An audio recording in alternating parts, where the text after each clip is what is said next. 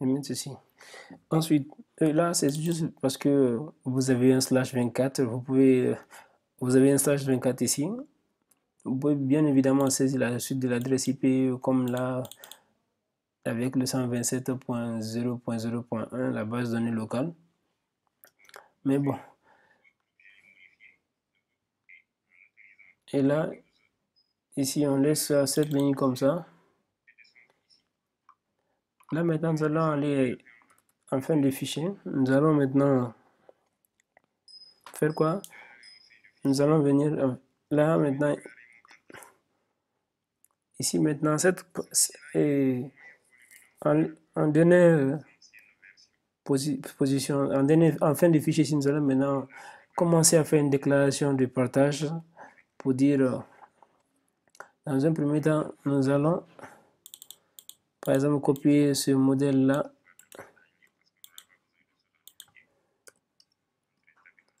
Et là, ici, on fait quoi?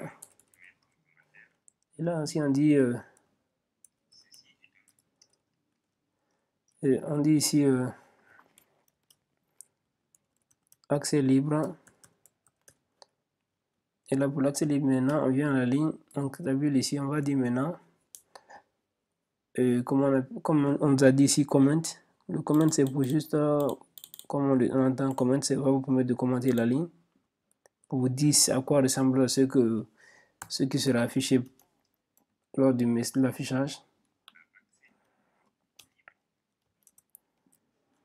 Et là, on va dire, ce partage est en mode accès libre.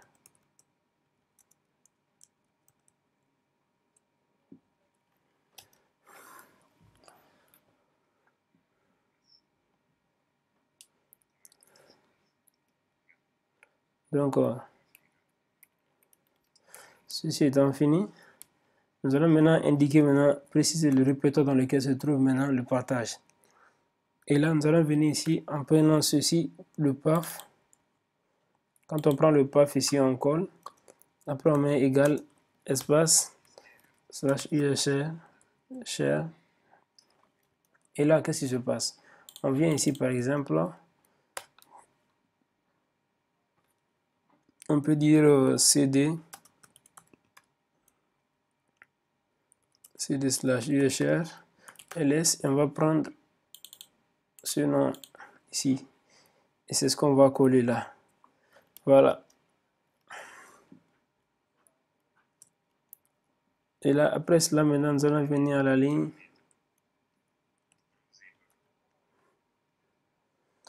Après cela, maintenant, nous allons venir ici au niveau du browsable ici. Nous allons copier.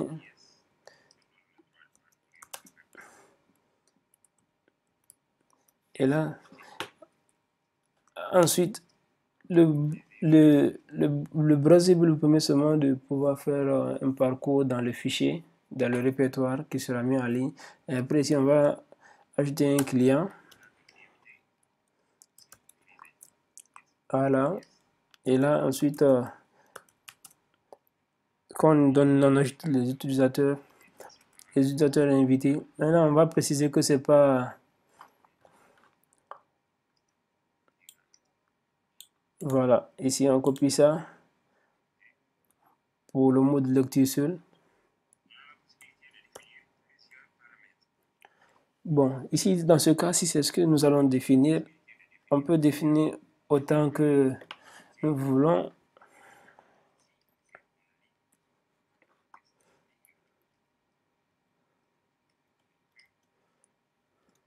Et là, ceci étant fini, maintenant, nous allons faire l'échappe WQ pour enregistrer et quitter.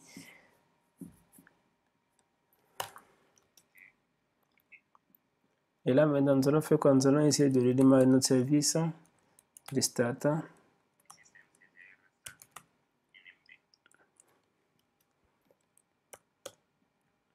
Et là, après, voilà. Et on va mettre enable encore.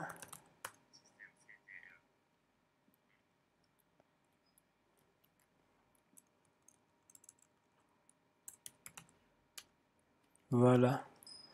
Et nous allons demander au firewall de l'autoriser. cmd-service.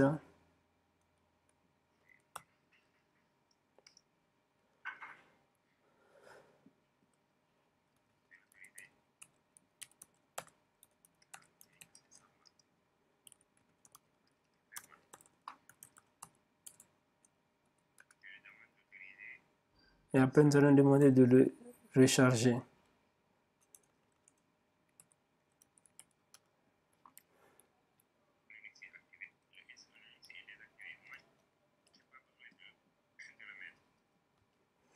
Et là, ici, on peut vérifier le SLinux pour voir si se configure SLinux. Et là, on voit ici que on dit que c'est désactivé ici. Donc, c'est bon.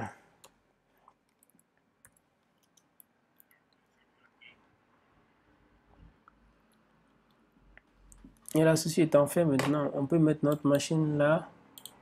Dans un premier temps, on peut le mettre en VM2 pour qu'il communique avec notre machine, avec notre serveur CentOS et Windows Server qui est là.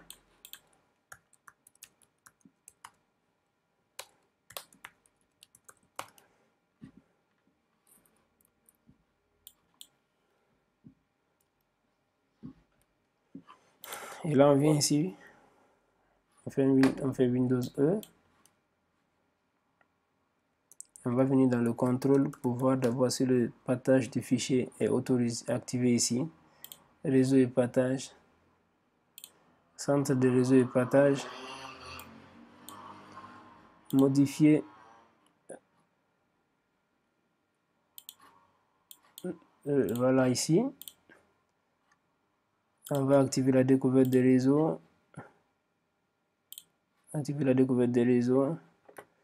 Inviter public, domaine. Activer la découverte des réseaux ici aussi. Et là aussi. Et là, on va enregistrer et revoir parce que souvent, parfois, ça se désactive de lui-même. Voilà. Public aussi. Comme je le disais, parfois il se désactive. Maintenant, si nous venons ici,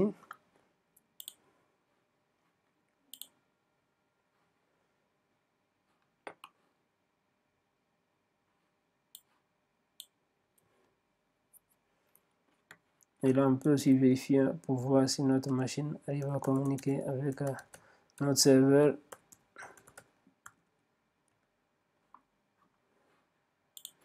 Ok, ici nous allons activer notre NS 160.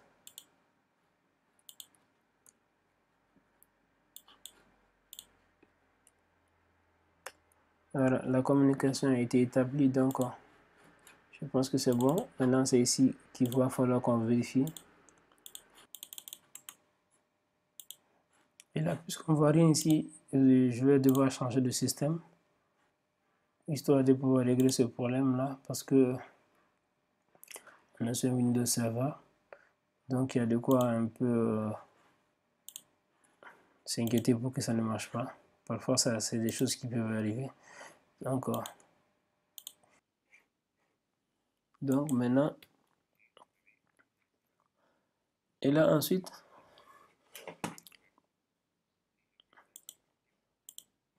quand cela fait aussi, ce qu'on avait du mal à activer ici, on va l'activer ici.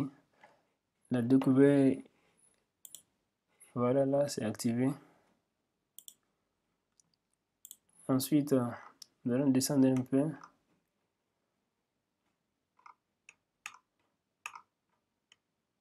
Et voir que tout est activé.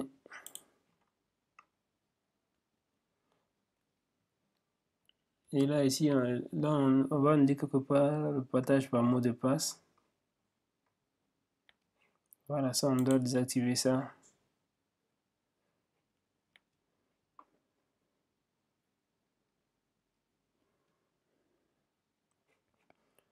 Et là, ici, on active ici. Ok, ça, c'est recommandé, donc c'est bon. Et après cela, on peut venir ici. On essaie d'actualiser encore. Puisque non, ici, puisqu'ici, là, le VMware n'est pas installé aussi, donc ça peut causer problème souvent. Même si on dit qu'on va redémarrer le serveur NMB.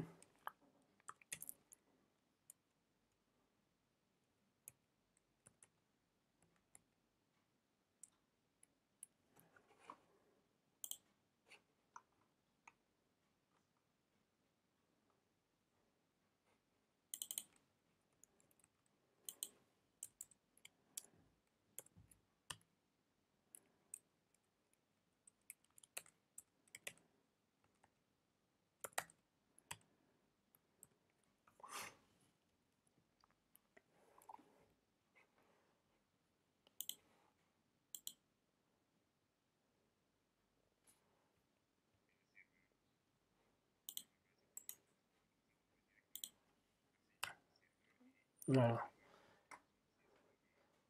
Maintenant, étant donné que ceci a été fait, donc on peut se retrouver dans une prochaine vidéo pour plus d'astuces. Donc à très bientôt pour une prochaine vidéo.